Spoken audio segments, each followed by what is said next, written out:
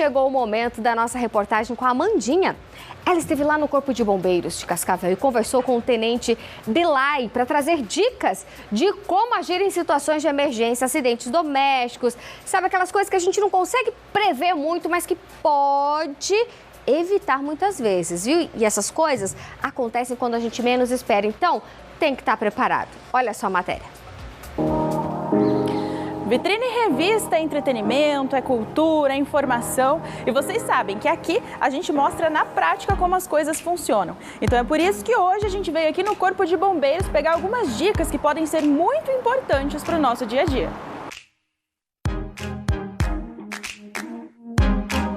E para ajudar a gente a entender, então, pegar ali algumas dicas para o dia a dia, quem está aqui comigo e participa com a gente hoje é o Tenente Delay. Boa tarde, Tenente, tudo bom? Boa tarde. Muito bem-vindo. Tudo bem, obrigado. Então vamos lá, o pessoal às vezes fica na dúvida, quando que a gente deve chamar o Corpo de Bombeiros? Quando, em quais situações que é os bombeiros que vão resolver? Isso, o Corpo de Bombeiros, né, a gente atua com urgência e emergência. Né? O que é uma urgência e uma emergência? É uma situação que requer uma intervenção imediata. Né? Então, o Corpo de Bombeiros, a gente pode, no caso do atendimento de urgência e emergência, pode dividir mais ou menos em duas situações primárias. Uma situação que precisa de um caminhão do Corpo de Bombeiros e uma situação que precisa de uma ambulância. Né? Uma situação, por exemplo, de um incêndio e uma situação de um acidente, né? Que envolve a ambulância e o caminhão também acaba indo também. Então, assim, dentro de casa, o pessoal, quando que vai ligar para o Corpo de Bombeiros? Quando tivesse sofrido um trauma, né? É muito importante ter essa distinção do que é um caso de trauma ou o que é um caso clínico, né? Caso clínico, quem atende é o SAMU, cujo telefone é 192, e o caso de trauma, que atende ao Corpo de Bombeiros, 193. E assim, geralmente quando o pessoal vai ligar para vocês é porque tem alguma coisa de errado, tá ali no desespero, na emergência, como o senhor disse. Então assim, pra gente tentar manter a calma na hora, o que é o principal que a gente tem que passar de informação ali na hora que liga? Isso, então, a pessoa ligou para o Corpo de Bombeiros, né, ligou com 193, é uma situação de trauma, né, é bom deixar claro essa distinção. Trauma é uma coisa, um acidente, uma coisa externa que atingiu a pessoa, e o clínico, às vezes a pessoa está passando mal, alguma coisa assim. Então muita gente, já nessa ligação, a pessoa já liga para o número errado. Né? No caso, assim, liga para o número de emergência primeiro que vem na cabeça.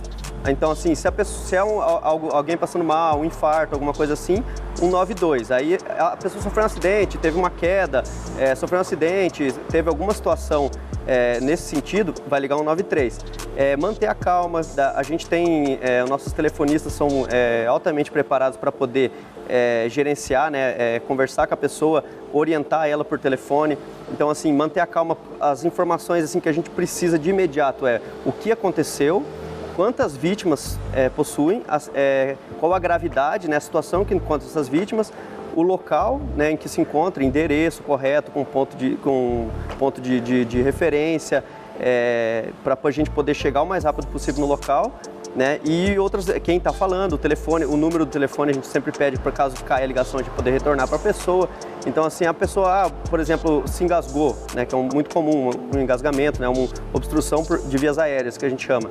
Os nossos telefonistas já por telefone já começam a orientar a pessoa em como proceder, né? Tem a manobra de Heimlich, né, que é feita em caso de adulto, é feito na altura aqui do abdômen da pessoa, né, na altura do estômago. Em criança é diferente, né? Você vira a criança com a cabecinha para baixo e faz das palmadinhas. Mas esse passo a passo o telefonista vai conseguir passar para a pessoa e manter a calma, passar as informações corretas, principalmente endereço, né? Que daí as nossas viaturas vão deslocando. Bombeiros de emergência, Capitão. Qual a emergência? Qual é o seu nome? Telefone de contato caso a ligação caia. Certo. Você está próximo da vítima? Poderia me dizer se ela está conversando, está consciente?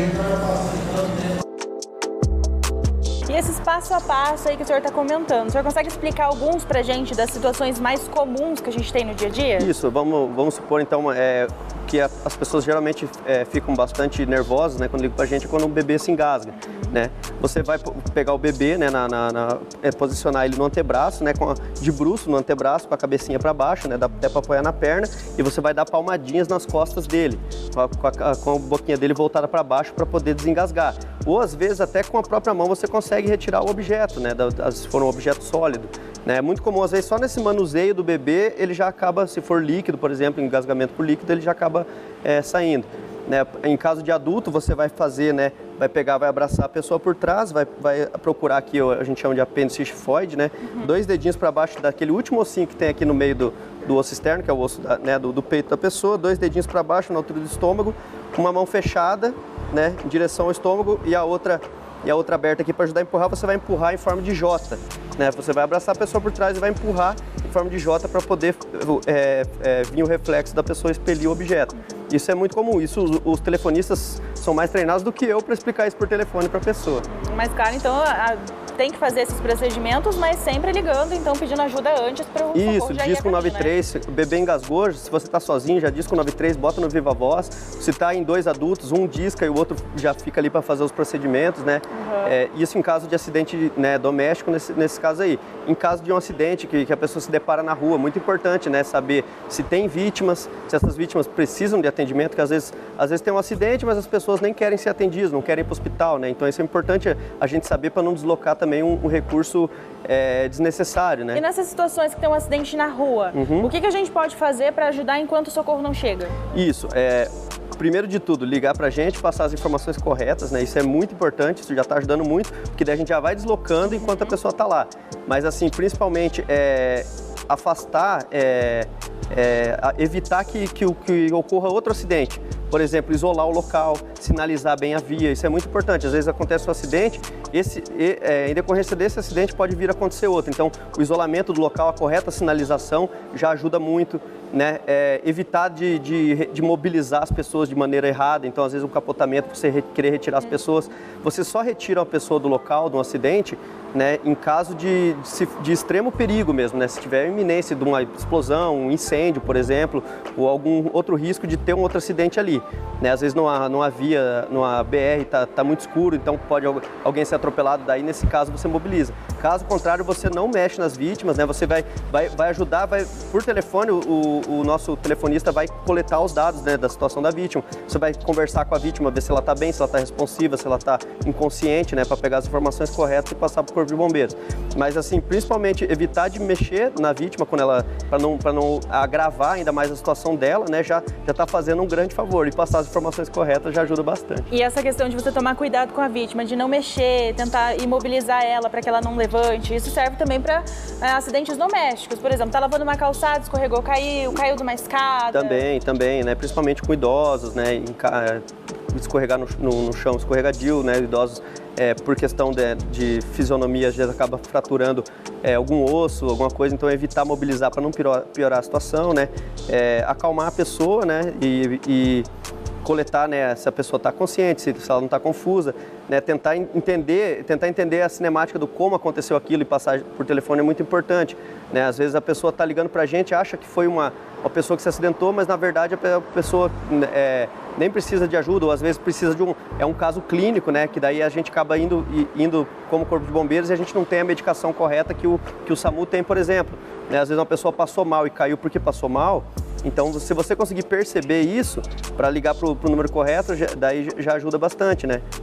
Então, para a gente lembrar bem aí esses números principais, para a gente saber para quem ligar de acordo com cada situação, né? Para a gente reforçar, então, quais são os telefones? 193, Corpo de Bombeiros, em caso de incêndio, de acidente de trânsito, né? Ou qualquer outro trauma, né? Nesse sentido, 193. No caso do SAMU, quando é caso clínico, uma pessoa passando mal, uma pessoa infartando, uma pessoa teve um AVC, né? Então, 192, o SAMU. E em outros casos, né, situação, por exemplo, acidente de trânsito sem vítimas, aí você pode discar para o próprio setor de trânsito, né, para transitar.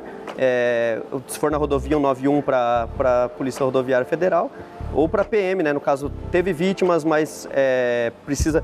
O Corpo de Bombeiros, aí também, daí teve vítima, vai precisar de atendimento. Corpo de Bombeiros 193 e 190, Polícia Militar, para poder atender a situação do boletim de ocorrência do acidente na via, né? Perfeito, então muito obrigada, Tenente, e até uma próxima. Obrigado.